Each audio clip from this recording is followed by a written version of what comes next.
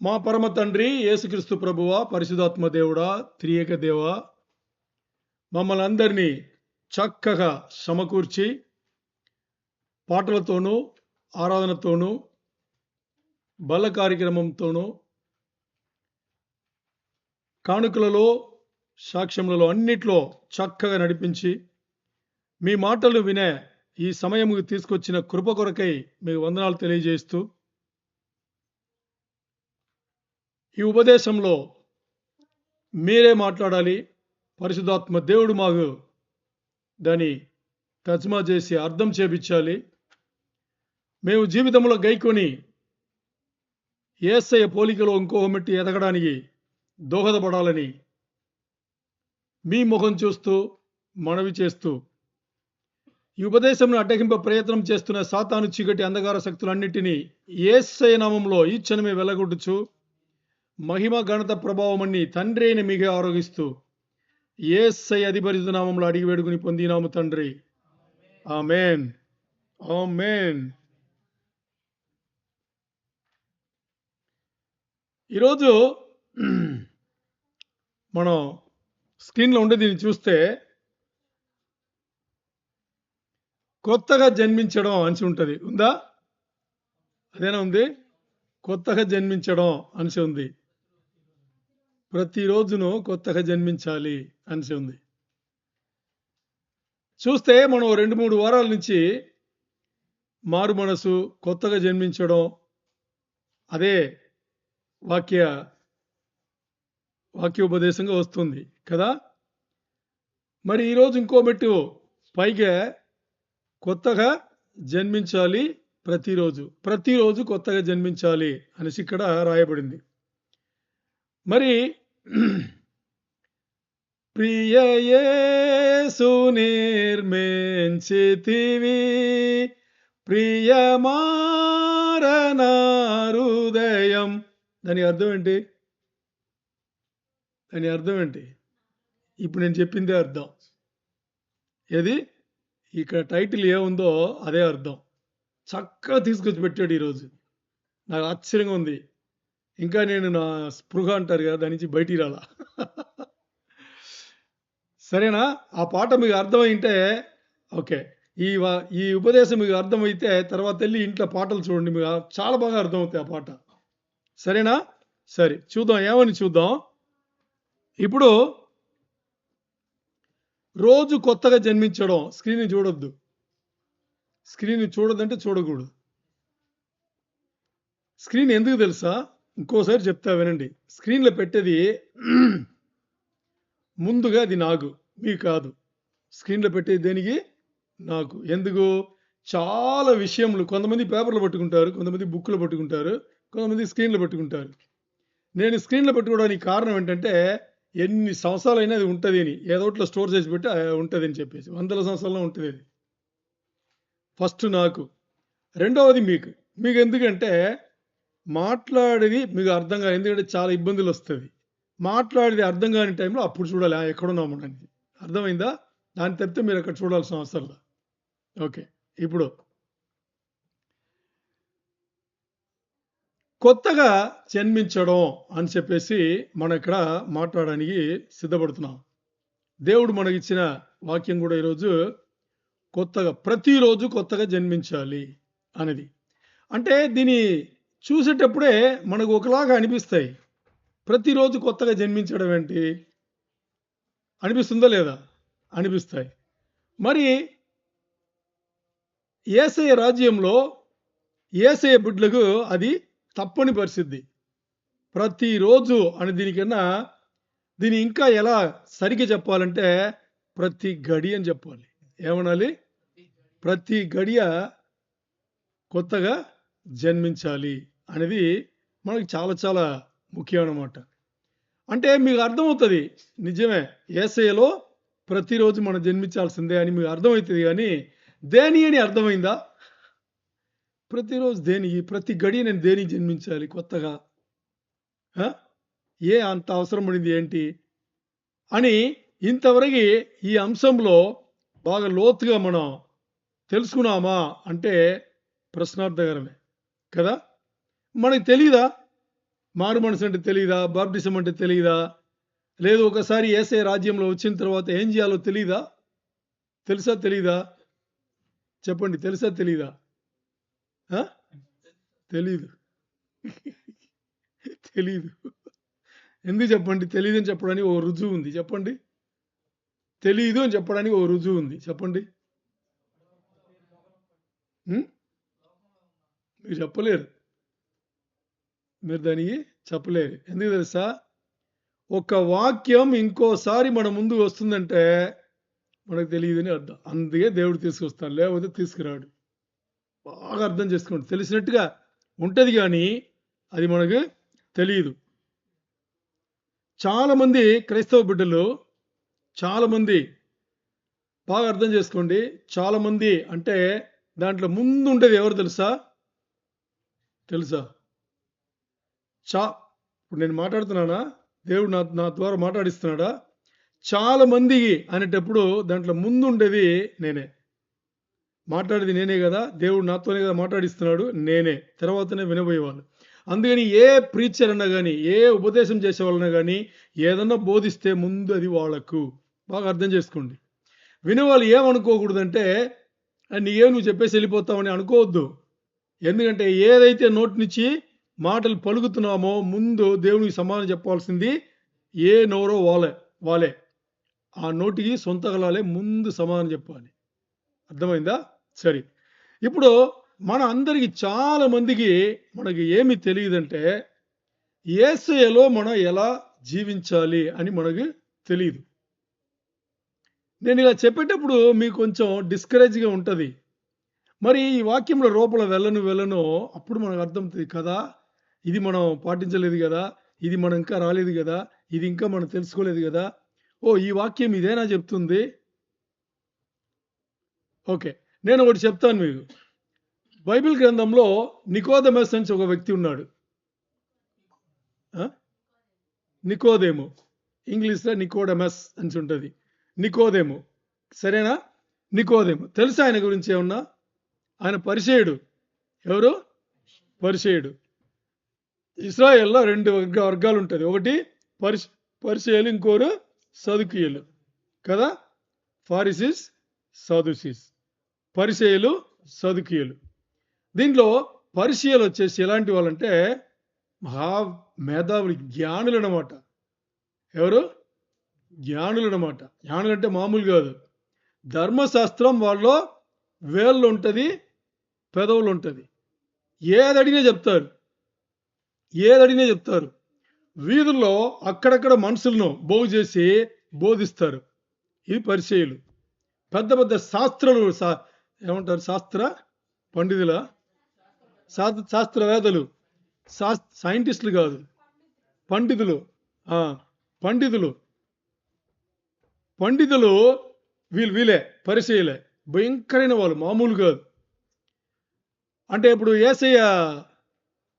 యేసయ్య తన శిష్యులు పొలం పైన వెళ్తుంటే శిష్యులకు ఆకలేస్తే వాళ్ళు తింటారు గదా! తినేటప్పుడు దాన్ని మాట్లాడింది వీళ్ళే. ఇలాంటి పనులని ఎందుకంటే వాళ్ళకి ధర్మశాస్త్రం పూర్తిగా తెలుసు. పూర్తి ధర్మశాస్త్రం తెలుసు కాబట్టి అక్కడక్కడక్కడ ఇది తప్పు, ఇది రైట్, ఇది తప్పు, తప్పు ఇవన్నీ చెప్తారు. మరి వీళ్ళ దగ్గర ఉన్న లోపం ఏం తెలుసా? ఒక్కటి కూడా పాటించరు. ఏం చేయరు? ఒక్కటి కూడా పాటించరు. అంటే ధర్మశాస్త్రం పూర్తిగా తెలుసు వాళ్ళకు. ధర్మశాస్త్రం పూర్తిగా తెలుసంటే దేవుడు మోషేకి ఇచ్చిన 613 కట్టడలు అన్నీ తెలుసు వాళ్ళకి. ఒక్కటి కూడా పాటించరు. ఓకే. ఇప్పుడు మనం యేసయ్య బిడ్డలే గదా! మరి యేసయ్య ఆజ్ఞాపించిందని అన్నీ పాటిస్తున్నామా? ఓకే. అన్నీ వదిలేయండి. ఏదన్నా కొంత పాటిస్తున్నామా? హలో! ఏదన్నా కొంత పాటిస్తున్నామా? లేదు గదా! ఓకే. ఈరోజు మరలా ఈ అంశం వచ్చిందంటే ఏ అంశం? మనము కొత్తగా జన్మించాలి. ప్రతి దినము మనం కొత్తగా జన్మించాలి. ప్రతి గడియ మనం కొత్తగా జన్మించాలి అంటే, ప్రతి గడియ ఇంతవరకు కొత్తగా జన్మించడం అనేది జరగలేదు కాబట్టే కదా మన మన జీవితంలో. లేపోతే ఎందుకు ఈరోజు ఈ వాక్యం వస్తుంది? కదా! అంటే మీరు అనుకోవచ్చా? నీ ఇష్టానికి నువ్వు ఒకటి ప్రిపేర్ చేసుకోవచ్చు గాని, నువ్వు మమ్మల్ని మాట్లాడితే అని అనుకోవచ్చు. మరి ఈ వాక్యం అన్ని మూవ్ అయ్యేటప్పుడు మీకు అర్థమవుతుంది ఇది నా కోసమే, ఇది నా కోసమే అని అర్థమవుతుంది. ఎవరన్నా కానీ వినే వాళ్ళందరి తర్వాత ఎవరెవరో వింటారు కదా, వినే వాళ్ళందరికీ కూడా ఇది అంతే, అలాగే ఉంటుంది. సరే, ఇప్పుడు ఇప్పుడు మూడో వచనంగా ఓ వచనం చదువుకుందాం. ఏ వచనం తెలుసా? యోహాను సువార్త 3వ అధ్యాయంలో 21. యోహాను సువార్త 3వ అధ్యాయంలో 21. త్వరగా టక్కమని చదవండి. యోహాను సువార్త 3వ అధ్యాయంలో 21. ఇంకోసారి. సత్యవర్ధనుడైతే తన క్రియలు దేవుని మూలముగా చేయబడి ఉన్నవని ప్రత్యక్షపరచబడినట్లు వెలుగు యొద్దకు వచ్చును. ఏంటంట? ఇంగ్లీష్ చదువుతా. But those who do what is right come to the light, so others can see that they are doing what God wants. అంటే నిజంగా ఒక నీతిమంతుడు అయితే, ఇప్పుడు చదవబడిన వాక్యంకి నేను తర్జుమా చేస్తున్నా, తెలుగులోని దీన్ని అలాగే చెప్తున్నా. నిజంగా ఒక వ్యక్తి సత్యవంతుడైతే, నీతిమంతుడైతే ఏం చేస్తాడంట?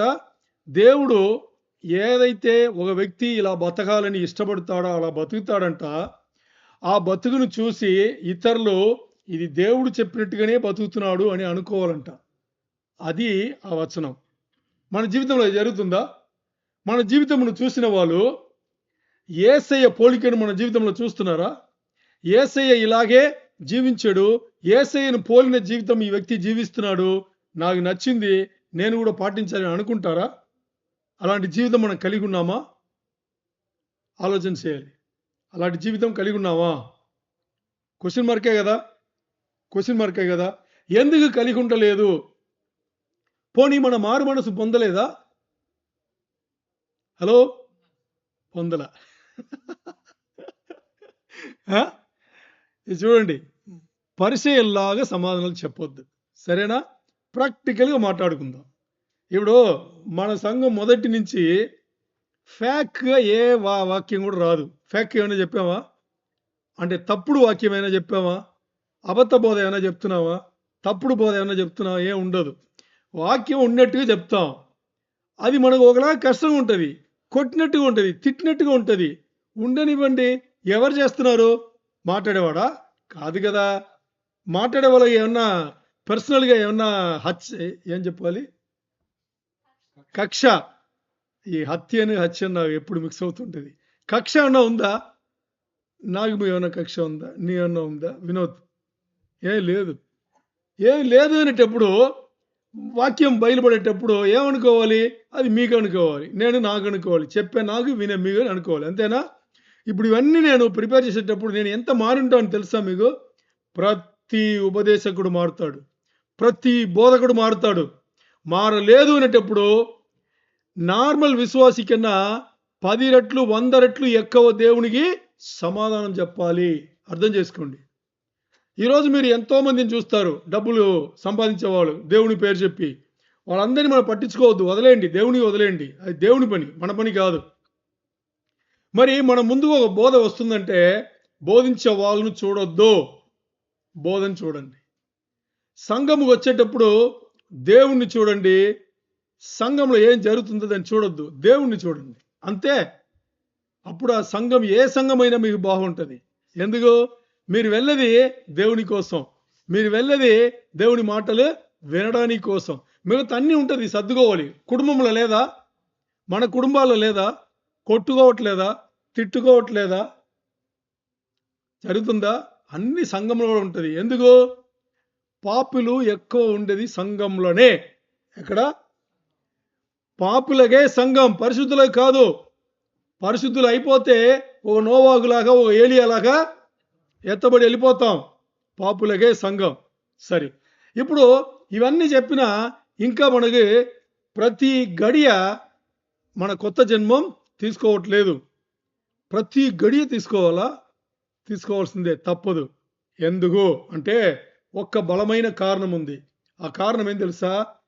ఏ క్షణం మనను పడకూడదో, చంపేదో ఒకటి తిరుగుతున్నాడు లేదా? మరి ఇప్పుడు దానికి అర్థం ఏంటి? ఆటోమేటిక్గా మీరు యుద్ధంలో ఉన్నారు.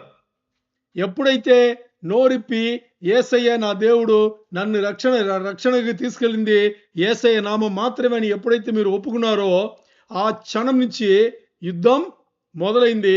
శత్రు కనిపించడు, మనకి శత్రువు మన ఎదురుగా కనిపించడు, యుద్ధం అయితే మొదలైంది. మరి అలాంటి ఒక యుద్ధ రంగంలో కూర్చుని నా ఇష్టానుసారంగా జీవిస్తానంటే వాడు వేసాడు, వేస్తాడా? ఏడా వేసేస్తాడు, చంపేస్తాడు. అందుకని ప్రతి గడియ కొత్త జన్మంగా మనకి ప్రియ యేసు నిర్మించితివి, ప్రియమారణ హృదయం ముదమార హసించునా హృదయాంతరంగమునా. దీని అర్థం తెలిసిందే. ఇప్పుడు హృదయం యేసయ్యకి ఇవ్వాలి, హృదయంలో యేసయ్య ఉండాలి. పరిశుద్ధాత్మ దేవుడు ఆ తర్వాత వస్తుంది. మీరు ఆ పాట మీరు ఇంట్లో చూడండి. పరిశుద్ధాత్మ దేవుడు నడిపించాలి, అప్పుడు ఆ యుద్ధంలో గెలవగలం. ఎందుకు? యుద్ధం ఇప్పుడు కూడా ఉంది, తెలుసా మీకు? ఇప్పుడు ఉంది. మీ విశ్వాసమును కొలిది మీకు ఎంతమంది దెయ్యాలను మీ దగ్గర ఉంచాడో తెలియదు. 1, 2, 100, 1000, 1,00,000 తెలీదు. వాడి దగ్గర అంతమంది ఉన్నారు, తెలుసా మీకు? వాడి దగ్గర ఎంతమంది ఉన్నారు? అంతమంది, కోట్లాది మంది వాడి దగ్గర ఉన్నారు. ఎవరైనా విశ్వాసం ఎక్కువైతే ఇంకా ఎక్కువ మంది అక్కడ కూర్చుంటారు. ఎందుకు తెలుసా? ఈ విశ్వాసంలో ఎప్పుడు కోల్పోతాడని కనుక్కోవాలి కదా. దానికి చిన్న దెయ్యం నుంచి సీనియర్ దెయ్యం వరకే అందరిని పెట్టుంటాడు, ఎక్స్పీరియన్స్ పెట్టి పట్టుకోండి అని చెప్పేసి వదలడు. అలాంటి యుద్ధంలో మనం ఉన్నాం, మామూలు యుద్ధంలో లేదు. అందుకని గడియ మన కొత్త జన్మం లేదనేటప్పుడు ఇబ్బంది అవుతాం. ఇప్పుడు నికోదేము పరిచయుడు. మరి మీకు ఎంతమందికి తెలుసు నికోదేము ఒక అండర్ కవర్ బిలీవర్ అని? తెలుసా మీకు? నికోదేము ఒక under cover believer. Under cover అన్న పదం మీరు వినింటారు కదా, సినిమాల్లో వినింటారు, చూసుంటారు. దేని అండర్ కవర్ అంటారు? అది రౌడీస్ను, హత్య చేసే వాళ్ళను ఈ పదం వాడతారు. మరి ఇక్కడ బైబిల్లో నికోదేము అండర్ కవర్ బిలీవర్, పరిసయ్యులు మామూలుగా యేసయ్యని ఎదిరించేవాళ్ళు. ఏం చెప్పినా వినరు, ఎందుకంటే వాళ్ళ మూఢనమ్మకం ఏం తెలుసా? గలిలియా ప్రదేశం నుంచి నజరేతన ఒక స్థలం నుంచి ఏదైనా మంచి జరుగుతాయా అని వాళ్ళ మూఢనమ్మకం. అక్కడి నుంచి ఏ మంచి జరగదంట. నాజరేత్ అనే ఆ స్థలం నుంచి మంచిది ఏమీ జరగదు అని గుడ్డిగా నమ్మి యేసయ్య అక్కడి నుంచే కదా వచ్చాడు. అందుకని వీళ్ళు నమ్మరు. ఇలాగ చాలా ఉన్నాయి వాళ్ళకి. ఎందుకంటే యేసయ్యను రాబోయే రక్షకుడిని వాళ్ళు ఎదురు చూసింది వేరేలాగా.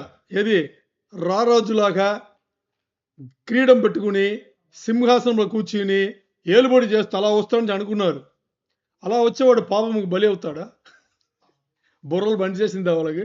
పోనీ పాత నిబంధనలో యేసయ్య గురించి లేదా? ఉంది కదా. ఏంటి యేసయ్య గురించి మాట్లాడతాం? ఎక్కడ ఉంది అది? ఆదికాండం నుంచే మొదలైంది యేసయ్య. ఆదికాండం 3:15 చూడండి. అక్కడి నుంచి తలను తొక్కుతాడని చెప్పి దీని నుంచి ఉంది. తలను తొక్కేది ఎవరు? యేసయ్యనే తొక్కాలి. స్త్రీ వారిసు, మానవుల వారిసు అని చెప్పలా, స్త్రీ వారిసు అని చెప్పారు అక్కడ వాక్యం. అక్కడి నుంచే ఉంది. అలాంటి పరిచయంలో వచ్చిన ఒక వ్యక్తి నికోదేము, ఒక అండర్ కవర్ బిలీవర్. పోను చూద్దాం, సరేనా? ఇప్పుడు 3వ వచనంగా ఏం చదువుకున్నాం మనం? ఒక వ్యక్తి తన జీవితంలో నీతిమంతుడుగా దేవుని పోలికలుగా ఉండి బతికితే దాన్ని చూసి ఇతరులు ఎలా చేయాలో ఏం చెప్పాలంటే, వీడు సత్యవంతుడు, ఈ వ్యక్తి నీతిపరుడు, ఈ వ్యక్తి జీవితమును చూస్తే దేవుడు నాకు కనిపిస్తున్నాడు అని వాళ్ళు చెప్పాలంట. అలాగా దేవునికి ఇష్టమైన జీవితం జీవించాలంట. అలాంటి జీవితం జీవించాలంటే ఏమి చేయాలి? దానికి మొదటి మెట్టు ఏంటి? ఈరోజు మనం మాట్లాడబోయేది పునాది సంబంధమైన ఒక అంశం. ఏంటది? ప్రతి గడియ కొత్తగా జన్మించడం. అది మనం మాట్లాడుతున్నాం. సరేనా? తీయండి. యోహాను సువార్త 3వ అధ్యాయంలో, యోహాను సువార్త 3వ అధ్యాయంలో 3వ వచనం. త్వరగా. అందుకు యేసు అతనితో ఒకడు క్రొత్తగా జన్మించితేనే గాని అతడు దేవుని రాజ్యమును చూడలేడు అని నీతో నిశ్చయముగా చెబుతున్నాను. ఇది 3వ వచనం. ఓకే. యేసయ్య ఒకనితో, ఆ ఒకరు ఎవరు తెలుసా? నికోదెము. ఎవరు? నికోదెముతో చెప్తున్నారు. యేసయ్య ఏం చెప్తున్నారు? ఒకరు దేవుని రాజ్యం చూడాలంటే కొత్తగా జన్మించితేనే కానీ వాడు చూడలేడు. ఉందా? 3వ వచనం.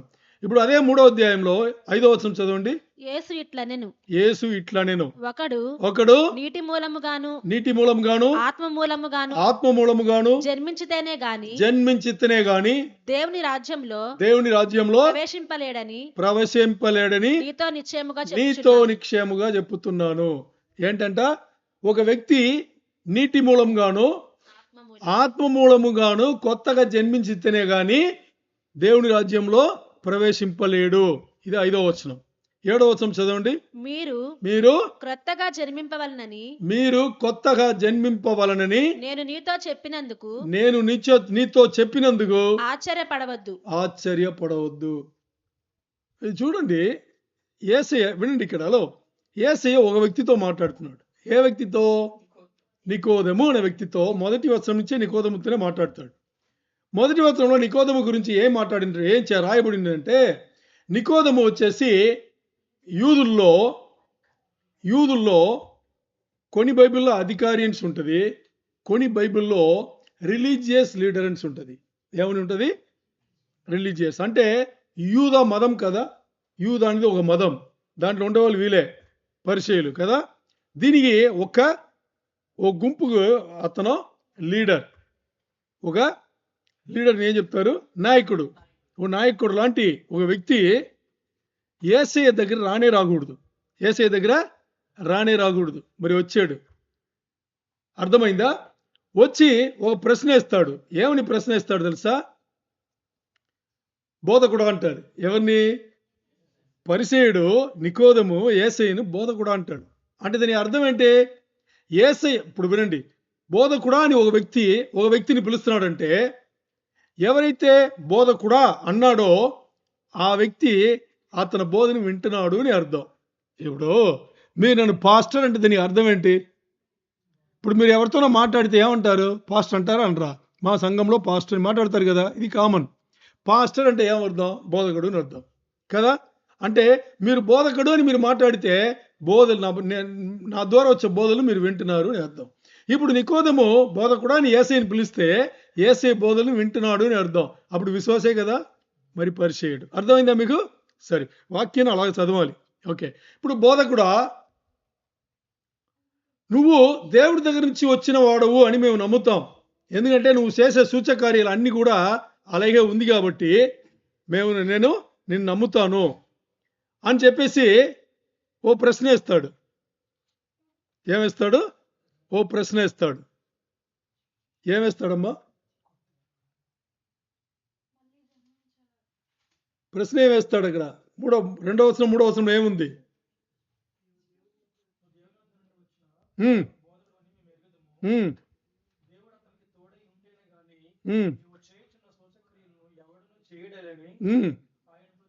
ఓకే. ఇంకా ఓకే. ఇక్కడి నుంచి బోధ స్టార్ట్ అవుతుంది. ఇప్పుడు నికోదెముకు ఏం స్టార్ట్ అవుతుంది? బోధ స్టార్ట్ అవుతుంది. ఓపెన్గా వచ్చాడు కాబట్టి నికోదెము ఓపెన్గా వచ్చి, ముందే విశ్వాసి ఓపెన్గా వచ్చి ఏమంటున్నాడు? నువ్వు దేవుడి దగ్గర నుంచి వచ్చావు కాబట్టి. మీకు ఈ సంఘటన గుర్తుండాలి. ఒక సన్నివేశంలో యేసయ్య పేతురుని చూసి చెప్తాడు. ఏమని? ఇది నీ నోటి నుంచి వచ్చిన మాట కాదు, తండ్రి పరలోకం నుంచి ఈ మాట నీ నోట్లో పెడితే కానీ నువ్వు పలకలేదంటాడు కదా. అలాగే ఇప్పుడు నికోదెము ఏమన్నాడు? నువ్వు పైనుంచి దేవుడి దగ్గర నుంచి వచ్చావు కాబట్టి నువ్వు చేసే సూచక కార్యాలన్నీ కూడా దేవుడి దగ్గర నుంచి వచ్చినట్టుగానే కనిపిస్తుంది కాబట్టి బోధకుడు అన్నాడు. అర్థమైందా? సరే, ఇప్పుడు యేసయ్య చెప్తున్నాడు. ఏమని చెప్తున్నాడు? 3వ వచనంలో చదివాం. ఏం చదివాం? కొత్తగా జన్మించాలి. 5వ వచనంలో ఏం చదివాం? కొత్తగా జన్మించాలి. 7వ వచనం ఏం చదివాం? కొత్తగా జన్మించాలి. మీరు చూడండి, ఒక వ్యక్తి దగ్గర యేసయ్య 3 సార్లు ఒక మాటను రిపీట్ చేస్తున్నాడు అంటే, యేసయ్య 2 సార్లు రిపీట్ చేస్తేనే అది చాలా చండాలం అని మనం తెలుసుకోవాలి. చండాలం అంటే మనం తప్పక పాటించాలి. ఏదో తప్పు చేస్తున్నాము అని మన తెలియాలి. మరి ఇక్కడ ఒక మ్యాటర్, ఒక అంశమును 3 సార్లు మరలా మరలా ప్రస్తావిస్తున్నాడంటే అది ముఖ్యమా కాదా?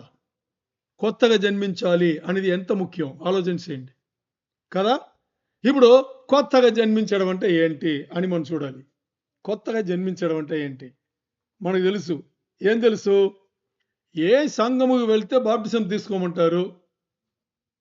మామూలుగా సంఘంలో ఏం జరుగుతాయి? మన సంఘంలో కూడా అదే జరిగింది. మామూలుగా సంఘంలో ఏం జరుగుతాయి? విశ్వాస బిడ్డలు ఉంటారు, విశ్వసిస్తారు, ఇంకా వాళ్ళు బాప్టిజం తీసుకుని ఉంటారు.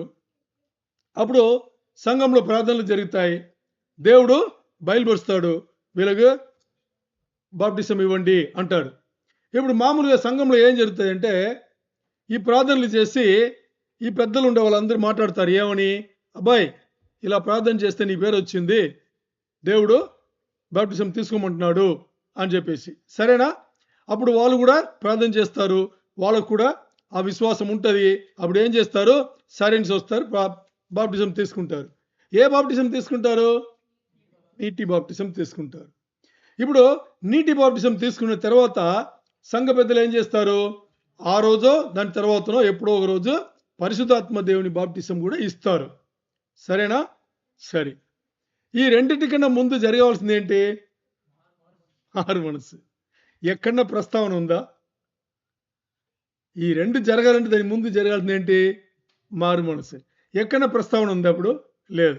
సంఘ పెద్దలు ఏం చేస్తారు? బాప్టిజం కోసం మాట్లాడతారు. ఆ తర్వాత పరిశుద్ధాత్మ దేవుని బాప్టిజం ఇస్తారు. ఇచ్చిన తర్వాత కొంత సంఘంలో పరిశుద్ధాత్మ దేవుని బాప్టిజం అంటే ఏమని తెలియని వాళ్ళు కూడా ఉన్నారు, ఇవ్వని వాళ్ళు కూడా ఉన్నారు. సరేనా? ఓకే, మనం వాళ్ళ గురించి మాట్లాడట్లేదు. ఇప్పుడు మారు మనసు సబ్జెక్ట్ ఎక్కడ? సరే, లేదు. ఇప్పుడు నీటి బాప్టిజం అయింది, ఆత్మ బాప్టిజం అయింది. అయిన తర్వాత సంఘ పెద్దలు ఎవరైతే బాప్టిజం అయిందో దాని తర్వాత వచ్చే వారం ఆరాధనలకు సిద్ధపరుస్తారు వాళ్ళను. కొత్తగా బాప్టిజం తీసుకున్నారు. దేనికి? సాక్ష్యం ఇవ్వడానికి, సాక్ష్యం కోసం, టెస్టిమనీ కోసం. ఈ టెస్టిమనీలో బాగా అర్థం చేసుకోండి, ఎవరైతే బాప్టిజం తీసుకున్నారో వాళ్ళకి టెస్టిమనీలో అర్థం అవుతుంది మారు మనసు ఎక్కడ పొందేవని. అంటే ఉల్టా అంటారు, తెలుగులో ఉందా ఉల్టా అనేది? ఉల్టా అంటారు కదా, అలా జరుగుతాయి మన దగ్గర. మన దగ్గర అన్నీ అలాగే ఉంటుంది. అంటే మనం కాదు, సంఘంలో బాప్టిజం ఇచ్చేవాళ్ళు తీసుకునే వాళ్ళు అన్నీ ఇలాగే ఉంటుంది.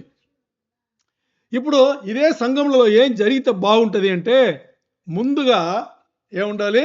మారు మనసు గురించి మాట్లాడాలి. అబ్బాయి, ఇన్ని నెలలు ఇన్ని సంవత్సరాల నుంచి సంఘంకి వస్తున్నావే, ఎందుకు వస్తున్నావు అని ముందు అడిగితే బాగుంటుంది. అడగరు. ఎందుకు తెలుసా? అడిగితే విని వాళ్ళు ఉన్నారే, నెక్స్ట్ వీక్ నుంచి వాళ్ళు రారు. వీళ్ళు దేనియో ఫోర్స్ చేస్తున్నారు, వీళ్ళు రారు. అందుకని వీళ్ళేం చేస్తారు? ఎందుకు అనవసరంగా ఆత్మను కోల్పోవాలి అని చెప్పేసి ఎలా ఉల్టాగా రివర్స్గా మొదలు పెడతారు. బాప్టిజం అంటారు, ఆ తర్వాత ప్రార్థన అవన్నీ వచ్చి ఇంకా అన్ని నీటి బాప్టిజం అయిన తర్వాత పరిశుద్ధ బాప్టిజం అయిన తర్వాత ఫోన్లు చేయడం. వినోద్కి అదే జరిగింది, ఫోన్లు చేయడం. అబ్బాయి, ఎందుకు నువ్వు ఇదంతా చేసావు, దేనికి వచ్చావు, దేవుడు ఏం చేశాడు అనేటప్పుడు అప్పుడు తను చెప్పండి చూసావా, నువ్వు ఇక్కడ మారు మనసు పొందేవు, దీనే సాక్ష్యము చెప్పు అని తయారు చేయడం. చూసారా మీరు? మరి జనాలు ఎలా ఉన్నారంటే, సంఘం వచ్చే విశ్వాస బిడ్డలు ఎలా ఉన్నారంటే, బాప్టిజం అనగానే భయపడిపోతున్నారు. ఏం భయం తెలుసా? అంటే నేను బాప్టిజం తీసుకుంటే ఇంక ముందు కరెక్ట్ ఉండాలా, నేను ఉండలేనే. ముందు వాళ్ళకి వచ్చే ప్రశ్న ఇదే. ఏం ప్రశ్న? నేను ఇప్పుడు ఈరోజు బాప్టిజం తీసుకుంటే రేపటి నుంచి యూట్యూబ్ చూడలేనా, మెసెంజర్ డిలీట్ చేసేలా, ఫేస్బుక్లో ఉండకూడదా? అర్థమైందా మీకు? ఇవన్నీ వచ్చేదన్నీ ఇదే. దీనికి భయపడిపోయి, అంటే దీనికి భయపడి అంటే ఇది వాళ్ళకి నచ్చి జీవితంలో ఇంకా లేట్ చేస్తూనే ఉంటారు. ఏం జరగాలి? మారు మనసు ముందు జరగాలి, తర్వాత నీటి బాప్టిజం, తర్వాత ఆత్మ బాప్టిజం, ఆ తర్వాత సంఘముకు రావడం, ఇవన్నీ జరుగుతుండాలి. మీకు సరైన పద్ధతి చెప్తున్నా. మరి అలా జరగదు, ఎందుకంటే కొన్ని పరిస్థితుల వల్ల అలా జరగదు. సరేనా? ఇప్పుడు మీకు తేటగా అర్థమైంది, ప్రాక్టికల్గా ఏం జరుగుతుంది మీకు అర్థమైంది. సరే, ఇప్పుడు అన్నీ అయిపోయింది. మారు మనసు అయిపోయింది, నీటి బాప్టిజం అయిపోయింది, ఆత్మ బాప్టిజం కూడా అయిపోయింది. రెగ్యులర్గా సంఘముకు వస్తున్నాం, పాటలు పాడుతున్నాం, ఆరాధిస్తున్నాం. సరేనా? కొంతమంది వాక్యం కూడా చెప్తారు, చాలామంది ఉన్నారు వాక్యం కూడా చెప్తాను. ఇవన్నిటికి పైన ఇప్పుడు ఈ ప్రశ్న, ఏం ప్రశ్న? ప్రతి గడియ కొత్తగా జన్మిస్తున్నామా లేదా అనేది ఇప్పుడు వాక్యాంశం. ఎప్పుడో ఇంకా మారు మనసు పొందలేదు, దాని ముందు కాదు. మారు మనసు అయిపోయింది, నీటి బాప్టిజం అయిపోయింది, ఆత్మ బాప్టిజం అయిపోయింది, సంఘముకు రెగ్యులర్గా వస్తున్నాము, ఇవన్నీ జరుగుతుంది, బైబిల్ చదువుతున్నాం, అన్నీ జరుగుతుంది. మరి ఇప్పుడు మాట్లాడే అంశం ఏంటి? ప్రతి గడియ మనం కొత్తగా జన్మిస్తున్నామా లేదా అనేది. ఇప్పుడు క్రైస్తవ కుటుంబంలో మీరు పుట్టిండొచ్చు, మీ అమ్మ నాన్న క్రైస్తవులు అయ్యుండొచ్చు, వాళ్ళ అమ్మ నాన్న అయ్యుండొచ్చు, వాళ్ళ అమ్మ నాన్న అయ్యుండొచ్చు. 5 తరాలండి, 7 తరాలండి, మేము తరతరాలుగా మేము క్రైస్తవులే అయ్యుండొచ్చు. అయినా ఈ ప్రశ్న మీ ముందు వస్తుంది. ఏం ప్రశ్న? ప్రతి గడియ కొత్తగా జన్మిస్తున్నావా లేదా అనే ప్రశ్న వస్తుంది. సమాధానం ఏంటి? అర్థమైందా? అర్థమైందా ఇప్పుడు? అంటే మనం ఏదైతే అంశమును ధ్యానం చేస్తున్నామో ఆ అంశము సీరియస్నెస్ మీకు అర్థమైందా లేదా? అర్థమైంది కదా? అంటే ఆన్సర్ ఏంటి? అవ్వట్లా. అదే కదా ఆన్సర్. అయితే అవ్వట్లా. మరి మనం ఎవరు? యేసయ్య బిడ్డలు. ఎవరు? యేసయ్య బిడ్డలు. మరి యేసయ్య ఎవరికి చెప్తున్నారు? నికోదెముకి చెప్తున్నారు. నికోదెము ఎవరు? Undercover believer. ఎవరు? Undercover believer. ఒక బిలీవర్, విశ్వాసి చెప్తున్నాడు, 3 సార్లు చెప్తున్నాడు. ఏమని? నువ్వు కొత్తగా జన్మించాలి. నిశ్చయముగా చెప్తున్నాను అనేసి 2 సార్లు చెప్పాడు. నిశ్చయముగా చెప్తున్నాను, నువ్వు కొత్తగా జన్మించలేదంటే పరలోకం పోవున్నాడు. యేసయ్య చెప్పాడు, 2 సార్లు చెప్పాడు. 3 వచనంలో 2 సార్లు చెప్పాడు. దేవుని రాజ్యంను స్వతంత్రించుకోవాలంటే నువ్వేం చేయాలి? మారు మనసు పొందమని చెప్పలా, నీటి బాప్టిజం తీసుకోమని చెప్పలా, ఆత్మ బాప్టిజం తీసుకోమని చెప్పలా. ఏం చెప్తున్నాడు? కొత్తగా జన్మించు అంటున్నాడు. కొత్తగా జన్మించు. మరి కొత్తగా జన్మించడం అంటే ఏంటి అని చూద్దాం. ఒకటి తర్వాత చూద్దాం. ఇప్పుడు మనకు జీవితం ఉంది కదా, జీవితం ఉంది. ఎంతమంది జీవితం ఉంది? అందరి ఉంది. అందరు జీవిస్తున్నాం. అందరి ఏదో ఒక రకమైన జీవితం దేవుడు ఇచ్చాడు, జీవిస్తున్నాం. ఈ జీవితంలో మనం అనుకునే కొన్ని విషయములు మనం చేసుకుంటాం, మనం అనుకోని కొన్ని విషయములు జరుగుతుంటాయి. ఈ రెండింటిని బ్యాలెన్స్ చేసి 24 గంటలు వెళ్ళిపోతాయి కదా. 24 గంటలు కూడా మనతో నిరంతరంగా ఉండేది ఏది చెప్పండి? ఉదయం లేచారు, పనులు మునిగిపోయారు, సాయంత్రం వచ్చారు, ఫ్రెష్ అయ్యారు, తిన్నారు, కాస్త అదేది మాట్లాడారు, పడుకున్నారు, ప్రార్థన చేశారు, పడుకున్నారు, మరి ఉదయం లేచారు. 24 గంటలలో మనతో ఉండేది ఏంటి? శరీరం. ఇంకా మంచి ఆన్సర్, శరీరం. ఇంకా శరీరం మాత్రమే ఉందా? మనసు ఉంది, అంటే హృదయం మనతోనే ఉంది కదా. సరే, ఇప్పుడు ఇది ట్రిక్ క్వశ్చన్ కాదు. మీరు ట్రిక్ క్వశ్చన్స్ అనుకుంటే ఆన్సర్ చెప్పలేరు. మరి నేను అడిగిన వెంటనే మీరు చెప్పాలి, అందరు చెప్పాలి. ఈ రెండే కరెక్ట్ మీరు అర్థం చేసుకున్నారు. ఎందుకంటే మన సంఘంకి వస్తున్నారు కదా, కొంచెం క్వాలిఫై అయ్యారు మీరు. ఇప్పుడు 24 గంటల బయటికి వెళ్తే కొని మనతో ఉంటుంది, ఇంకో చోటుకి వెళ్తే కొని ఉంటుంది, ఇంకో చోటుకి వెళ్తే కొని ఉంటుంది, ఇంటికి వస్తే ఇల్లు ఉంటుంది, ఇంటి వాళ్ళు ఉంటారు, బయటికి వెళ్తే ఎవరెవరో ఉంటారు. మరి మనతోనే ఉండేది శరీరం, మన ఆత్మ, మనసు, హృదయం, ఏదో ఒకటి అనుకోండి. సరేనా? ఓకే. ఇప్పుడు ఈ ఆన్సర్ మీరు బాగా కరెక్ట్ చెప్పారు కాబట్టి ఈ ప్రశ్నకు కూడా ఆన్సర్ చెప్పండి. 24 గంటలు పర్మనెంట్గా మనతో ఉండేది శరీరమా, ఆత్మనా, మనసా? అబద్ధం చెప్పకండి. ట్రిక్ క్వశ్చన్ కాదన్నా, ఆ ట్రిక్ లాగా అనిపించేది. ఇప్పుడు ఇంకోసారి అడుగుతా. 24 గంటలు మనతో ఉండేది మన శరీరమా?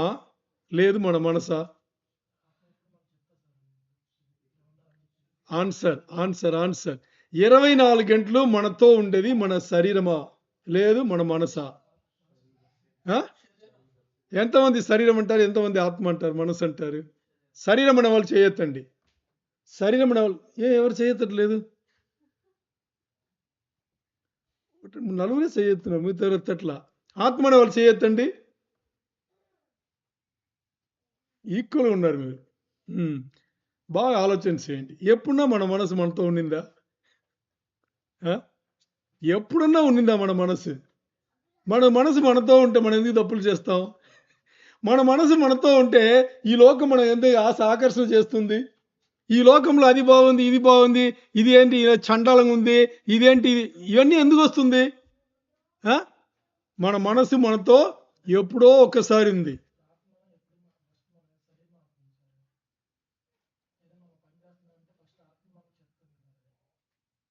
కదా.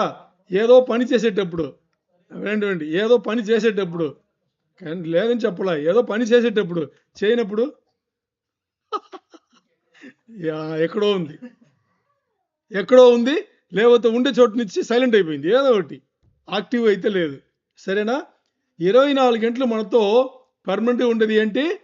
శరీరమే కదా. మరి యేసయ్య ఇక్కడ నికోదేముతో ఏం చెప్తున్నాడు? ప్రతి రోజు లేకపోతే ప్రతి గడియ కొత్తగా జన్మిస్తే గాని ఒకడు దేవుని రాజ్యంను స్వీకరించలేడు అని చెప్పేసాడు కదా తేటగా. ఎన్నిసార్లు చెప్పాడు? దావీదు ఎన్ని రాళ్ళతో చంపాడు? దావీదు ఎన్ని రాళ్ళతో చంపాడు? 2 వారాల నుంచి పాడుతూనే ఉన్నాడు. ఒక్క రాయితోనే చెప్పాడు. మరి ఒక్క రాయితో సంపనించిన దేవుడు ఈరోజు అదే దేవుడు మాట్లాడుతున్నాడు. 3 సార్లు ఒక విషయాన్ని తిప్పి మాట్లాడుతున్నాడు. ఏది? తిప్పి మాట్లాడుతున్నాడు. ఏం మాట్లాడుతున్నాడు?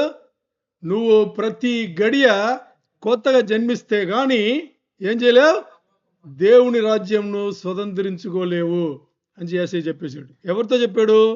Under cover believer. తెలుగులో ఏం చెప్పాలి దాన్ని?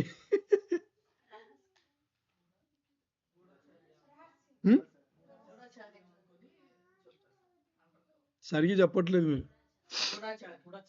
గూఢాచార్యనా? గూఢాచారి.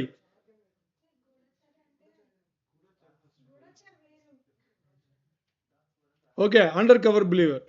సరేనా? అండర్ కవర్ బిలీవర్తో, అది పరిసైడ్తో యేసయ్య ఏం చెప్తున్నాడు 3 సార్లు చెప్పాడు. ప్రతి గడియ కొత్తగా జన్మించాల్సిందే అని చెప్పేసి అక్కడ చెప్తున్నాడు. ఓకే, ఇప్పుడు ప్రతి గడియ కొత్తగా ఒక వ్యక్తి జన్మించాలి అనేటప్పుడు ఏం చేయాలి, ఏం చేస్తే ఆ పని జరుగుతాయి అని చూస్తే, ఫస్ట్ ఇది శరీరం సంబంధించిన పని అయితే కాదు అని నమ్మాలి. ఏది నమ్మాలి? చాలా ముఖ్యమైన ఘట్టం. శరీరం సంబంధించిన విషయం అయితే ఇది కాదు అని నమ్మాలి. ఇది ఆత్మీయ సంబంధించిన ఒక విషయం, సూపర్ న్యాచురల్ యాక్టివిటీ. ఏది? Super natural activity. సరే, శరీరం సంబంధించిన విషయం కాదు కాబట్టి ఇది మన వల్ల కాదు కదా.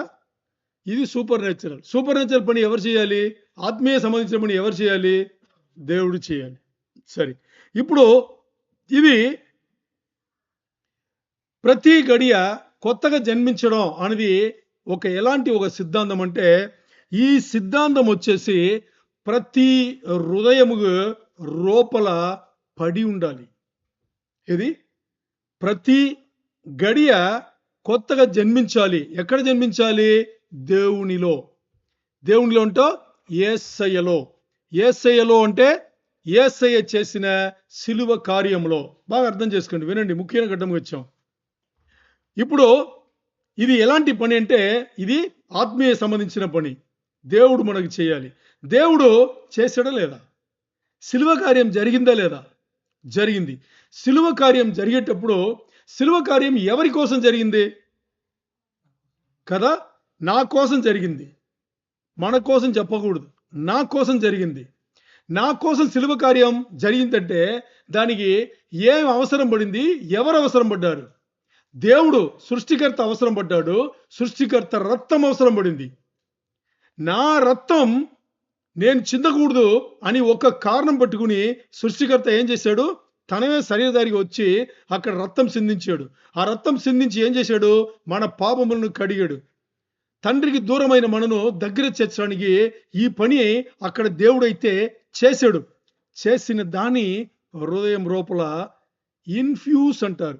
ఏమంటారు? ఇంగ్లీష్లో ఇన్ఫ్యూస్ అంటారు. ఇన్ఫ్యూస్ అంటే వినండి, ఫ్యూస్ అంటే ఏంటి?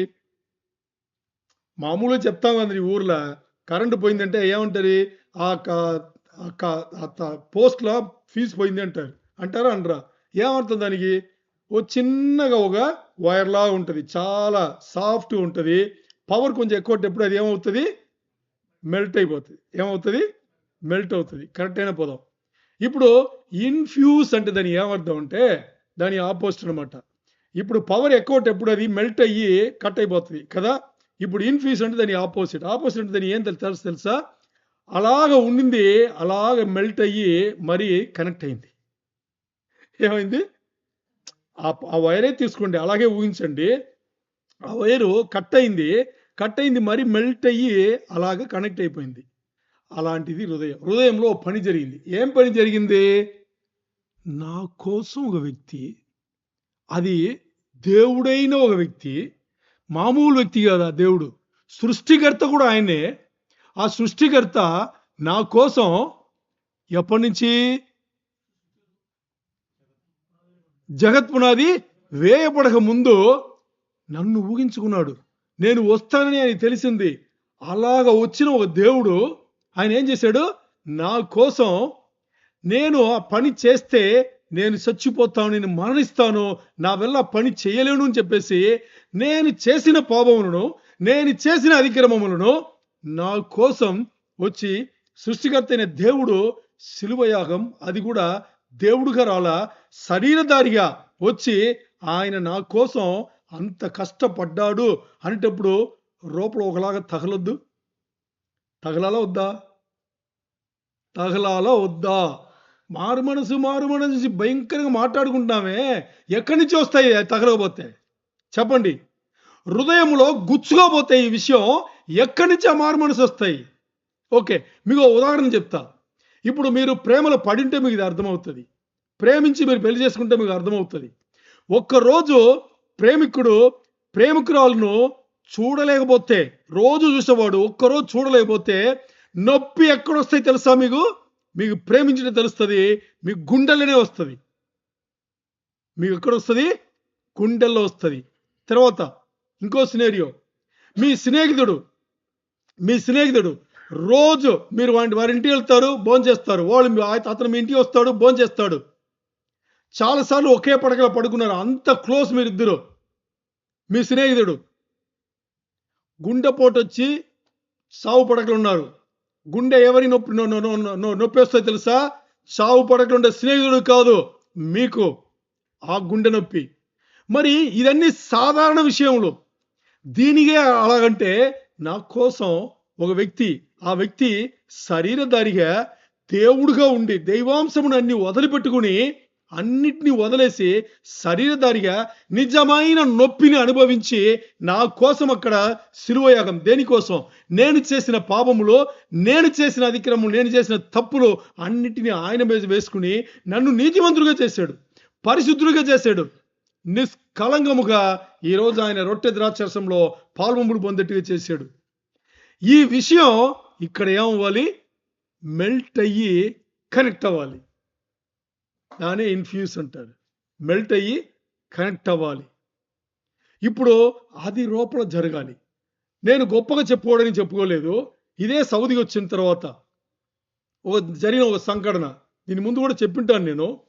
ఈ ఇంట్లో లేదు, పాత ఇంట్లో ఉండేటప్పుడు ఎవరు లేరు. వీళ్ళు ఫ్యామిలీ వచ్చారు, 40 రోజులు ఉండి వెళ్ళిపోయారు. ఆ తర్వాత నేను మాత్రం ఆ ఇంట్లో ఉన్నాను. తర్వాత వాళ్ళు వస్తారా అని తెలియదు నాకు. ఉన్నాను. రోజు నైట్ పడుకోబోయే ముందు బైబిల్ పరిశుద్ధ గ్రంథం చదువుకునేది అలవాటు.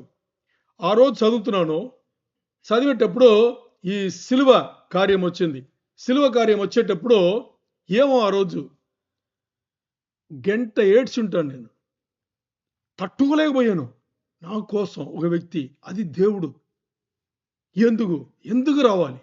అంటే ఆయన ప్రణాళిక ఏంటి? నా జీవితంలో, నా జీవితంలో ఆయన ప్రణాళిక ఏంటి అనే ఆలోచన వచ్చేటప్పుడు అర్థమే కాల.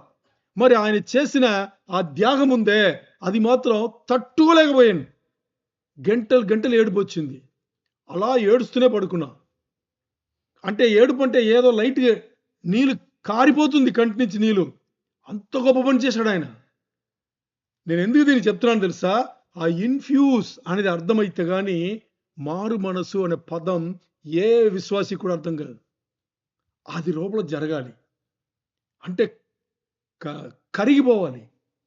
ఇప్పుడు అదే వైర్ తీసుకోండి. ఆ ఫీస్ వైరే తీసుకోండి. గట్టిగా ఉంటే ఫీస్ పోదు కదా! ఆ గట్టిగా ఉండేది కరుగుతాయి, కట్ అవుతాయి. పవర్ ఎక్కువై కట్ అవి మెల్ట్ అవుతది. అప్పుడు అలాగే కొత్తగా లోపల మెల్ట్ అయ్యి ఇప్పుడు కనెక్ట్ అవ్వాలి. కట్ అయింది లోపల మెల్ట్ అయ్యి ఎక్కడ కట్ అయింది? ఏదైనా వనంలో కట్ అయింది.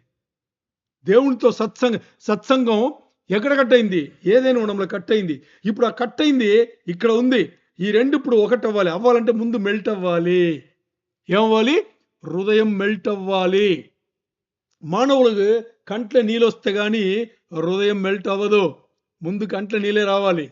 ఇప్పుడు కంట్ల నీళ్ళు రావాలి, హృదయం మెల్ట్ అవ్వాలి, ఈ కనెక్ట్ అవ్వాలి. ఈ హృదయంలో ఆ ఇన్ఫ్యూస్మెంట్ అనేది జరగాలి. దేనికోసం జరగాలి? నా కోసం ఒక వ్యక్తి పనిచేశాడు. ఎక్కడ పనిచేశాడు? సిలువలో. ఎక్కడ దేని వదిలిపెట్టి వచ్చాడు? దైవాంశమును వదిలిపెట్టి వచ్చాడు ఆయన. ఇప్పుడు దీనికి ఒక హృదయం కరగలేదంటే ఉండేది రాతి గుండా లేకపోతే మాంసగుండా? రాతి గుండా. ఇప్పుడు ఈ మారు మనసు అనేది ముందు ఈ ఇన్ఫ్యూస్మెంట్ జరగాలి. ఆ తర్వాత ఏమవ్వాలి? రాతి గుండా మాంసగుండగా మారాలి. రాతి గుండా మాంసగుండగా మారాలి. తర్వాత ఆత్మను అది కొత్తగా చేయాలి. ఇప్పుడు ముందే ఆత్మ ఉంది కదా లోపల. ముందే ఆత్మ ఉంది. మనిషికి సంబంధించిన ఆత్మ ఉంది. ఆ మనిషికి సంబంధించిన ఆత్మ ఇప్పుడు దేవుని ఆత్మతో కలవాలి. దేవుని ఆత్మతో కలవాలి. అప్పుడు మనిషి ఆత్మ తన శరీర మాట వినదు, దేవుని ఆత్మ మాట వింటది. మనిషి ఆత్మ ఎప్పుడు దేవుని మాట వినిందో అప్పుడు అక్కడ మారు మనసు కలిగింది. ఎందుకంటే ఈ సంఘటన, ఏ సంఘటన? ప్రతి గడియ కొత్తగా జన్మించడం అనే సంఘటన నేను ఏదో పేరు మార్చుకునే ఒక ఫంక్షన్ అయితే కాదు. నేను పేరు మార్చుకునే ఒక ఫంక్షన్ అయితే అది కానే కాదు. ఏం చేస్తున్నాం? మన స్వభావమును మొత్తాన్ని మార్చి పడేస్తున్నాం. దీని ముందు మనకున్న ఆలోచన విధములు ఇప్పుడు మొత్తాన్ని మార్చివేస్తున్నాం. అది ఇక్కడ జరుగుతుంది. ఇప్పుడు నేను అడిగిన ప్రశ్న స్టార్టింగ్లో ఇది. ఏ ప్రశ్న? ప్రతి గడియ కొత్తగా మీరు జన్మిస్తున్నారా? మారు మనసు జరిగిందా అనే ప్రశ్న నేను అడిగేది ఇది. ఏంటి? మీ స్వభావం మారిందా? ఏం మారాలి ఇక్కడ? స్వభావం మారాలి. నా నేచర్ మారాలి. నా ఆలోచన విధం మారాలి. అది మారు మనసు. మారిందా? ఇప్పుడు చెప్పండి ఆన్సర్ చెప్పండి. ఇప్పుడు మన సంఘంకి వస్తున్నాం. అందరూ ప్రశ్న అడుగుతారు. ఏమని? ఎంతమంది మారు మనసు పొందారు? చేయెత్తేస్తాం. పొందావా? మారు మనసు అంటే ఈ రీతిలో పొందావా? పొందితే మీరు మారు మనసు పొందిన వాళ్ళే. ఎందుకంటే యేసయ్య అక్కడ తేటగా చెప్పేశాడు. ఏమని చెప్పాడు? దేవుని రాజ్యమును నువ్వు స్వతంత్రించాలంటే ఏం చేయాలి? ప్రతిరోజు కొత్తగా జన్మించాల్సిందే అని చెప్పేశాడు. ఇంత చెప్పిన తర్వాత అది కూడా చెప్పింది ఎవరు తెలుసా? ఓ అండర్ కవర్ బిలీవర్తో, నికోదముతో చెప్తున్నాడు, పరిసయ్యుడితో చెప్తున్నాడు యేసయ్య. ఎందుకు? పరిసయ్యులు వినరు అని చెప్పేసి. పరిసయ్యులు యేసయ్య మాటలను, యేసయ్య ఆజ్ఞలను వినరు, వాళ్ళు పాటించరని తెలిసి చెప్పాడు. మరి ఈరోజు యేసయ్యకి పరిసయ్యులు ఎవరు? మీరు, నేనే. మన ముందు వాక్యం తీసుకొస్తున్నాడు. ఎందుకని? విన్నావా? వినలేదు కదా. మారేవా? మారలేదే. పోనీ తెలియదా? యేసయ్య సిలువ యాగం చేసిన తెలియదా? మన కోసం చేసిన త్యాగం తెలియదా? తెలుసు, అన్ని తెలుసు, ఎన్నిసార్లు వినుంటాం కదా, అన్ని తెలుసు, అన్ని విన్నాం. మరి ఈ రోజు కూడా దేవుడు మాట్లాడుతున్నాడు. ఏమని మాట్లాడుతున్నాడు? నువ్వు దేవుని రాజ్యాన్ని స్వతంత్రించుకోవాలి అంటే ప్రతి గడియ కొత్తగా జన్మించు. ఎందుకు జన్మించాలి చెప్పేశాడు అక్కడ. ఓకే, ఇది ఎలాంటి విషయం? ఏది? ఈ హృదయంలో ఈ కనెక్టింగ్, మెల్టింగ్, ఈ ఇన్ఫ్యూస్మెంట్, ఇది ఎలాంటి విషయం అంటే మీకు చాలా ఆశ్చర్యంగా ఉంటుంది. ఎలాంటి విషయం తెలుసా? ఇది చాలా సింపుల్. బైబిల్లో కూడా ఉంది, మీరు చదివితే మీకు తెలుస్తుంది. అదే యోహాను సువార్త 3వ అధ్యాయంలో, తీయొద్దు, హలో, యోహాను సువార్త 3వ అధ్యాయంలో 1వ వచనం నుంచి 21 వరకు చదివితే మీకు చాలు. మనం ఏం మాట్లాడుతామో తేటగా ఉంటుంది. తర్వాత పాట పాడాం కదా, ఏ పాట? అది నేను అలా చెప్పను, ఎందుకంటే ఆ పాట అంత బాగుంటుంది. ప్రియ యేసు నిర్మించితివి, ప్రియమారణ హృదయంను నిర్మించిన వాడు ఎవరంట? ఏం పెట్టాడు దాంట్లో? ప్రతి గడియ కొత్తగా జన్మించడాన్ని పెట్టాడు. మూదమారవసియే జోనా హృదయాంతరంగమునా. ఎలా జీవించాలి? ఇక్కడి నుంచి జీవించాలి, నోటి నుంచి కాదు, పెదవుల నుంచి కాదు, ఇక్కడి నుంచి జీవించాలి. అదే కదా అప్పుడు మాట్లాడుతున్నాడు యేసయ్య నికోదేముతో. కొత్తగా జన్మించు, ప్రతి గడియ కొత్తగా జన్మింపవలను అంటున్నాడు. ప్రతి గడియ. ఇది ఎలాంటిది అంటే యేసయ్య చెప్తున్నాడు నికోదేముతో. ఏమని చెప్తున్నాడు తెలుసా? గాలి ఎక్కడి నుంచి వస్తుందో నీకు తెలుసా అన్నాడు యేసయ్య. మీకు తెలుసా? ఎక్కడి నుంచి గాలి వస్తుంది తెలుసా? ఎక్కడి నుంచి తెలీదా? తెలీదు. సరే, ఎక్కడ వెళ్తుందన్నా తెలుసా? అదేంటి, ఇది తెలియకపోతే అదన్నా తెలియాలి కదా. మీరు రెండుకి తెలియదంటే నేను ఒప్పుకోను. ఎందుకనంటే ఇప్పుడు ఎక్కడి నుంచి వచ్చిందని మీకు తెలియదు, మరి వచ్చింది తెలిసిందా లేదా? హలో, సమాధానం చెప్పండి. ఎక్కడి నుంచి వచ్చిందని మీకు తెలియదు కదా, నేను కూడా ఒప్పుకుంటా, తెలియదు. మరి వచ్చిన తర్వాత తెలిసిందా లేదా? తెలిసింది. ఎలా తెలిసింది? ఒకటి మన పైన తగులుతుంది, లేకపోతే సౌండ్ వస్తుంది. దేనిపైన తగిలి సౌండ్. ఇప్పుడు వచ్చిందని తెలిసింది కదా, మరి ఇప్పుడు ఎక్కడ వెళ్తాని మీకు తెలియదా? తెలియాలి కదా. తెలియాలా వద్దా? తెలియదు కదా. అదేంటి, ఏది? యేసయ్య సిలువ కార్యం. ఆ సిలువ కార్యం మన రూపల ఇన్ఫ్యూజ్ అయింది అలాంటి విషయంలో. మీకు అర్థమైందా? అర్థమైందని చెప్పకండి. ఇది అర్థం అవ్వలేదు, మీకు అవ్వకూడదు. నాకు అర్థమైంది అని ఎవరైనా చెప్తే అబద్ధం చెప్తున్నారు. ఇది అర్థం అవ్వదు. ఏది అర్థం అవ్వదు? గాలి వచ్చిందని తెలిసింది కానీ ఇలా మాట్లాడుకుంటారు. ఎలాగా? ఇప్పుడు నేను మీరు మాట్లాడుకుందాం. గాలి అశోక్ ఎక్కడి నుంచి వచ్చిందని తెలియదు కానీ వచ్చిందైతే తెలిసింది. మరి వచ్చింది తెలిసిన నాకు ఎక్కడ వెళ్తుందని తెలియాలి కదా, అది కూడా తెలియట్లేదు అశోక్. ఈ మాటలు ఎలా ఉందండి? ఒకలా పిచ్చిలాగా లేదు. అన్యులకు దేవుని రాజ్యం అంతే. అర్థం అవ్వాలి. అన్యులకు దేవుని రాజ్యం అంతే. అన్యులకు తెలియదు శిలువ కార్యంలో ఏం జరిగిందో తెలియదు. దేవుడు రావాల్సిన అవసరం ఎందుకు వచ్చిందో తెలియదు. అర్థం కాదు.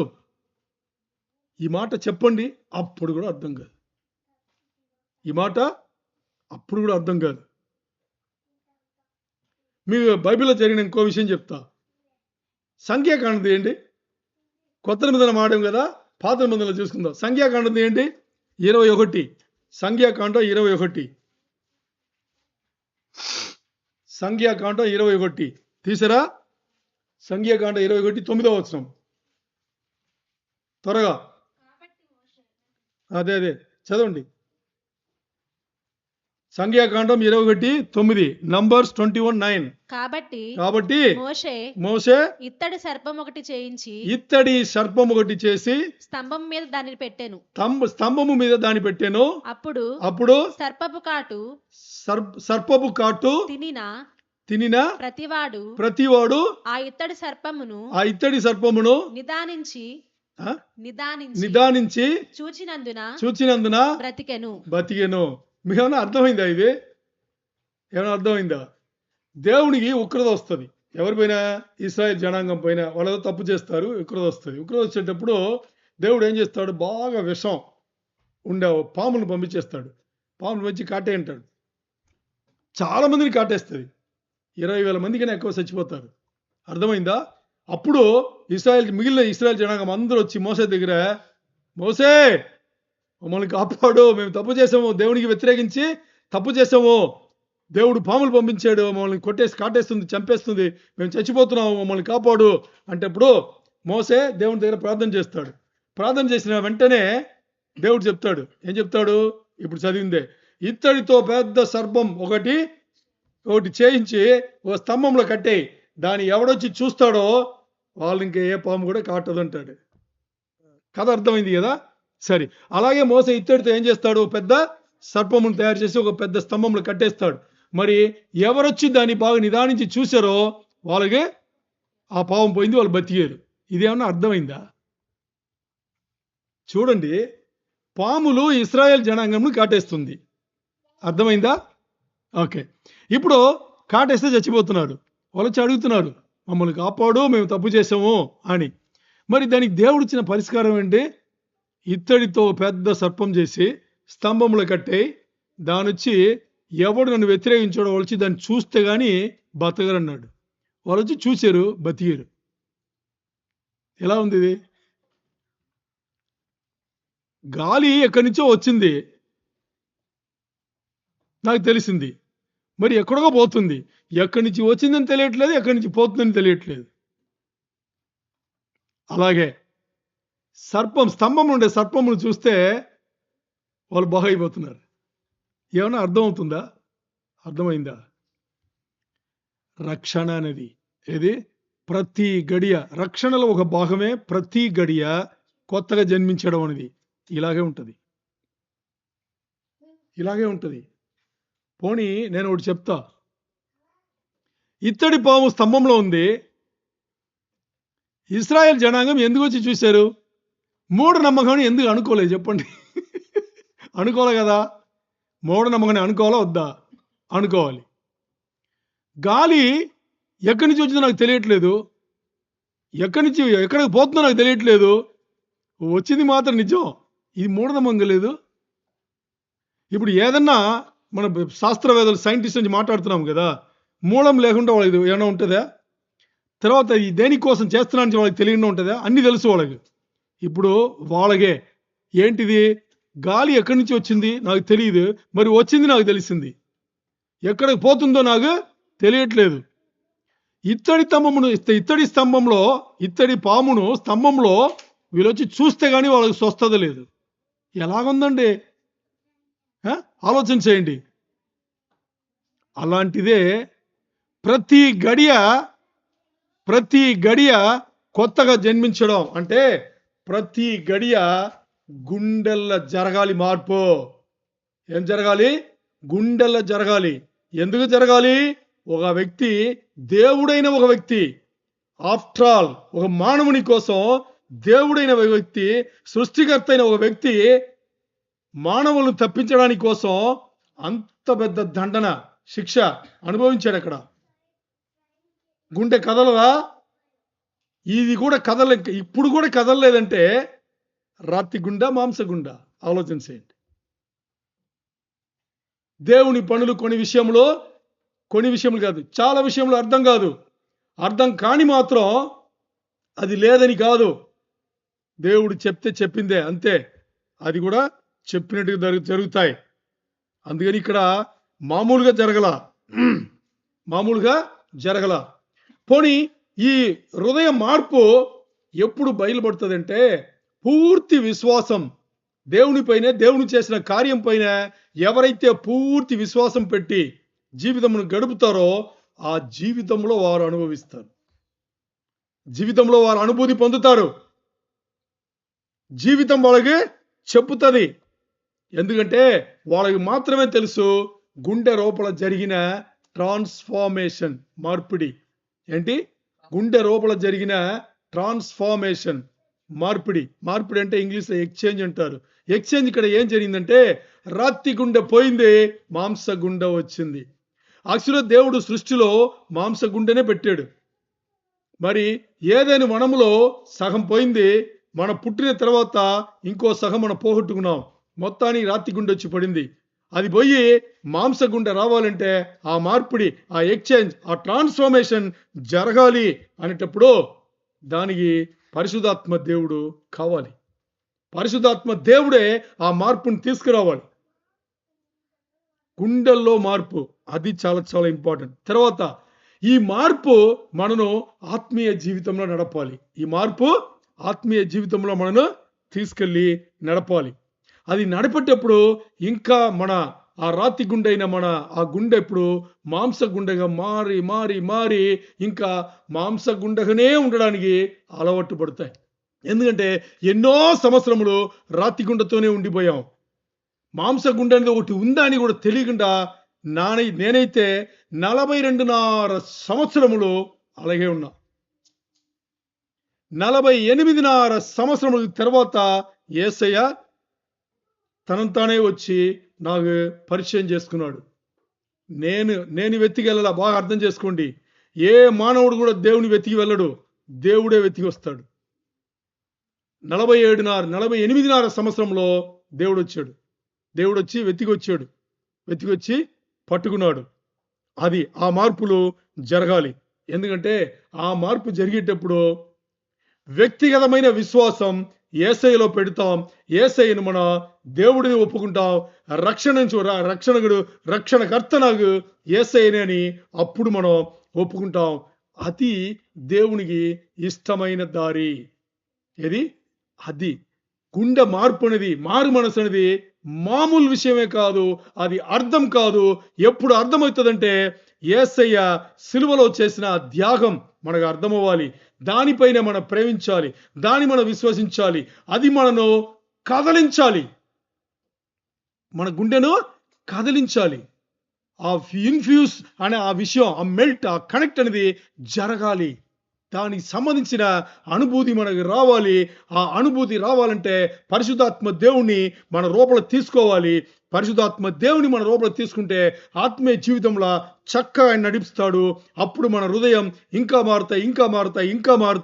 ఇంకా మారి అప్పుడు అవుతుందండి ప్రతి గడియ కొత్తగా జన్మించడం అనేది అప్పుడు జరుగుతాయి. అప్పుడు మనకి శాశ్వతంగా యేసయ్యనే నాకు దేవుడు, నాకు రక్షణ ఇచ్చింది యేసయ్య మాత్రమే అనేది అప్పుడు ఒప్పుకుంటాం. ఈ మార్పిడే మనకి దేవుడు అంగీకరించిన, దేవునికి ఇష్టమైన ఆ జీవితం. అదేండి born again every day, born again every second. ప్రతి గడియ దేవునిలో, యేసయ్యలో జన్మించడం, ప్రతి గడియ కొత్తగా జన్మించడం, అది కూడా యేసయ్యలో జన్మించడం అనేది అది. అర్థమైందా మీకు? అది ఈరోజు దేవుడు మనతో మాట్లాడుతున్నారు. ఇలాంటి వాళ్ళ జీవితం, ఇలాంటి వ్యక్తుల జీవితం ఎలా ఉంటుందంటే, ఇంకోసారి చదవమ్మా, యోహాను 3:21. ఇలాంటి వాళ్ళ జీవితమే ఇలా ఉంటది. ఎలా ఉంటది? సత్యవర్తనుడైతే. ఇప్పుడు ఎవరైతే గుండెను ఇట్టి రీతిలో మార్చుకున్నారో వాళ్ళు ఏమని పిలువబడతారు? సత్యవర్తనుడు నుంచి పిలువబడతారు. తన క్రియలు దేవుని మూలముగా చేయబడి ఉన్నవని ప్రత్యక్షపరచబడినట్లు వెలుగునొద్దకు వచ్చును. అర్థమైందా మీకు? వెలుగునొద్దకు వచ్చును. సరే, ఇప్పుడు ముగిస్తాం. 2 నిమిషాలు. వెలుగునొద్దకు వచ్చును. వెలుగు ఎవరు? యేసయ్య. ఇదే ఈ యోహాను సువార్త 3వ అధ్యాయంలో 1 నుంచి 21 చదివితే మీకు అర్థమవుతుంది. వెలుగు ఈ లోకముకు వచ్చింది. మరి లోకములో ఉండేవాళ్ళు వెలుగును ప్రేమించాలా, చీకటిని ప్రేమించాలని ఉంటుంది. అదే ఇప్పుడు చివరిలో కూడా అదే చెప్పింది. వెలుగు యొద్దకు వస్తారు. ఎవరు? యేసయ్య యొద్దకు వస్తారు. ఎవరు వాళ్ళు? సత్యవర్తనులు. వాళ్ళెవరు? ఈ రాతి గుండెను తీసి మాంస గుండెను తగిలించుకున్న వాళ్ళు, పెట్టుకున్న వాళ్ళు. ఎందువల్ల? యేసయ్య చేసిన సిలువ యాగం వల్ల. అర్థమైందా మీకు? అందుకని ప్రతి గడియ ఈ మార్పు ఎవరైతే తీసుకొస్తారో వాళ్ళకి మాత్రమే ఏంటి? దేవుని రాజ్యంను స్వతంత్రించుకోగలరు అని చెప్పేసి అక్కడ మాట్లాడబడింది. చివరిలో ఇదే నికోదము గురించి కొన్ని మాటలు చెప్పేసి మీకు నేను దీన్ని ముగిస్తా. ఏం తెలుసా? నికోదము అండర్ కవర్ బిలీవర్ అని మనకు తెలుసు కదా, విశ్వాసి అని. 7వ అధ్యాయంలో ఇదే యోహాను సువార్త 7వ అధ్యాయంలో 50వ వచనంలో ఉంటుంది. 51వ వచనంలో ఏముంటుంది తెలుసా? యేసయ్యను సిలువ వేయాలి అని ఏం చేస్తారు తెలుసా? విచారణనే లేకుండా ఏం చేస్తారు? అక్కడ దాని ప్రకటన చేస్తారు. అప్పుడు అక్కడ ఉన్న కమిటీలో నికోదెము ఒక అధికారిలా, ఒక లీడర్లా కూర్చుంటాడు. అప్పుడు నికోదెము అబ్జెక్ట్ చేస్తాడు. ఏం చేస్తాడు? అబ్జెక్ట్ చేస్తాడు. 7:50 చదవమ్మా. 7:50 చదువు. అంతకు మునుపు ఆయన యుద్ధకు వచ్చిన నికోదేము వారిలో ఒకడు. ఆ కౌన్సిల్లో నికోదెము కూర్చుని ఏం చేస్తాడు? అబ్జెక్ట్ చేస్తాడు. ఎందుకని? యేసయ్యను ఉరిశిక్ష వేయాలనే కౌన్సిల్ నిర్ణయం చేస్తే అప్పుడు అబ్జెక్ట్ చేసి, అంటే విచారణ లేకుండా ఒక్కసారైనా ఎవరిని మీరు సిలువెక్కించాల్సి అనుకున్నారో అతనితో మనం ఒకసారి వినకుండా ఎలా ఈ నిర్ణయం తీసుకుంటామని అబ్జెక్ట్ చేస్తారు. మరి అక్కడ కౌన్సిల్ ఒప్పుకోదు, నికోదెము మాటను తీసుకోరు. తర్వాత ఇంకో చోట నికోదెము వస్తాడు. ఎక్కడ తెలుసా? 19:39 చదవండి. ఇదే యోహాను సువార్త 19:39 త్వరగా. మొదట రాత్రి వేళ ఆయన వద్దకు వచ్చిన నికోదేము కూడా బోళముతో కలిపిన ఆగరు రమారమి 150 సేర్ల ఎత్తు తెచ్చాను. ఇక్కడ ఏం చేస్తుంటే సన్నివేశం చెప్తా.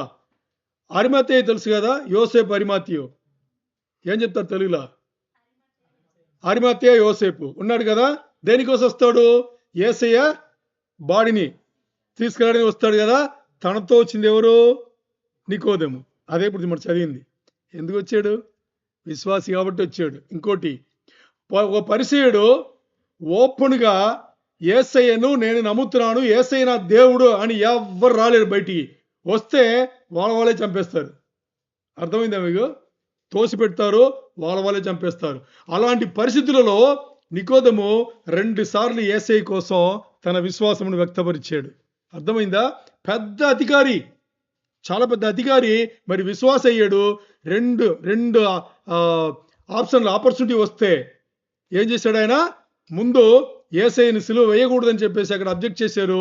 రెండవది వేసిన తర్వాత తన యోసేపు, అరిమతేయ యోసేపుతో వచ్చి తన యేసయ్య శరీరం తీసుకెళ్ళడానికి ఆయన వచ్చాడు. అంటే తన విశ్వాసమును వ్యక్తపరుచుకున్నాడు. ఇది అంత పెద్ద పొజిషన్లా ఉండి కూడా ఆయన పని చేసినట్టు చాలా పెద్ద విషయం అది. ఈరోజు మన అలాంటి వాళ్ళు కాదైనా కానీ మరి ప్రతి గడియ ఆలోచన చేస్తే నికోదెము జీవితంలో ప్రతి గడియ కొత్త జన్మం తీసుకున్నాడు. ఆయన కొత్తగా జన్మించాడు ఆయన. అందుకని అంత పెద్ద లీడర్గా ఉండి కూడా ఆయన విశ్వాసమును వ్యక్తపరిచాడు. ఇంకోటి, భయం ఉన్నా కానీ దాని ఇంకా బయటికి వచ్చి ఎలాంటి పనులు చేయాలో పనులన్నీ యేసయ్య కోసం ఆయన చేసినట్టుగా ఉంది. మరి ఈరోజు మన ముందు ఈ వాక్యం వస్తుందంటే ప్రతి గడియ కొత్తగా జన్మిస్తున్నామా యేసయ్యలో? ప్రతి గడియ కొత్తగా యేసయ్యలో జన్మిస్తున్నామా అనే ప్రశ్న మనం వేసుకుంటే కాదనే సమాధానమే వస్తుంది. మరి ఈ వాక్యం మన ముందు వచ్చింది కాబట్టి ఈరోజు ఈ క్షణం నుంచి ప్రతి గడియ మనం ఏమి చేసినా, ఈ లోక జీవితంలో ఉన్నామో ఏమి చేసినా కానీ ప్రతి గడియ మనం ఏం చేయాలి? కొత్త జన్మం యేసయ్యలో మనం తీస్తూనే ఉండాలి. కొత్తగా మనం మారుతూనే ఉండాలి. ఇంకేంటి నేను యేసయ్య పోలికలో మారాలంటే ఇంకేం చేయాలి అనేది మన ఆ తలంపు 24 గంటలు వెళ్తూనే ఉంటుంది. ఎందుకంటే 24 గంటలు మనతో నిరంతరంగా ఉంటుంది. 24 గంటలు ఉంటుంది మన శరీరం. దాన్ని మార్చి ఇప్పుడు మన ఆత్మను తీసుకురావాలి. ఆ ఆత్మ యేసయ్యతోనే ఉండేట్టుగా చూసుకోవాలి. దేవునికే మహిమ కలుగును గాక.